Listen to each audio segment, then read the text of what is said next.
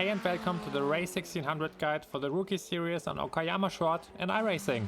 This will be a quick one because the track isn't too difficult in this car and after a few laps of practice you should be ready to race. As always, you can practice against my ghost car. I've uploaded all lap files to the community Discord, which is linked in the description down below, and I'm also offering coachings. You can find more information about them in the description as well. Approach the first turn on the left edge of the track and hit the brakes shortly after you pass below the bridge. You want to give the brakes a hard first touch and shift down into second gear. We want to carry as much speed as possible around the first turn, and that's why we want to aim for a very round and smooth entry. That's why you see me sticking to the left edge of the track, and I will only turn in after I reach the marshal booth on the left, which you can use as turn-in marker. Attack the curb and try to go flat out as early as you can to carry your speed onto the short straight. Stick to the left edge of the track, stay in second gear, and while there's no great marker for braking in your line of sight, there are two markers which you can use for orientation. There's one on the left, which is the dirt spot that closes in towards the track, and one on the right, which is the marshal booth with the blue wall in front of it. You want to hit the brakes, stay in second gear and aim for a clean line.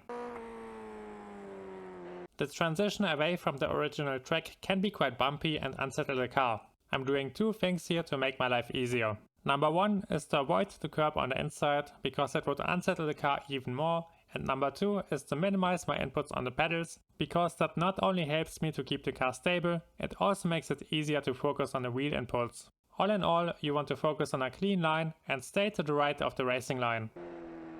Be patient and stay off the throttle as you wait for the car to turn in towards the upcoming inside curb. Slowly pick the throttle up as you fully attack the curb and rotate the car towards the upcoming left-hander. Attack the second curb as well and press the throttle down even further as you accelerate towards the upcoming short straight. You want to go flat out as soon as you know that you will hit the exit.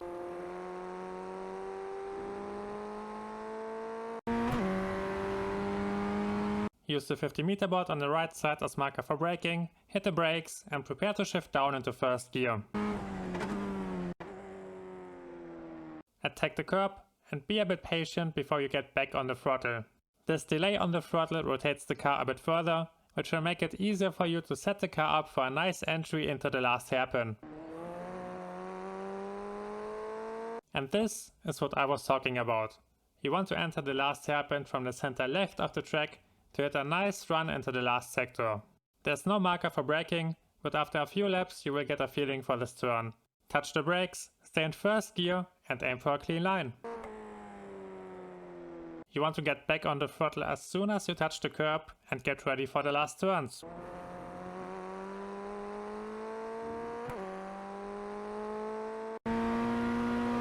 In this turn I'm delaying my upshift into third gear until the exit, but in my runs it didn't make a difference. You might as well upshift in the middle of the turn or at the beginning of it. Use the end of the green curb on the left as marker for braking, hit the brakes and shift back down into second gear. It's easy to get lazy around here since it's the end of the lap, but it's important that you focus one last time, attack the curb and go flat out as soon as possible to make the most out of the upcoming long straight. Enjoy the Cockpit Lap, thanks a lot for your support, I wish you all the best for the next weekend, see you next time!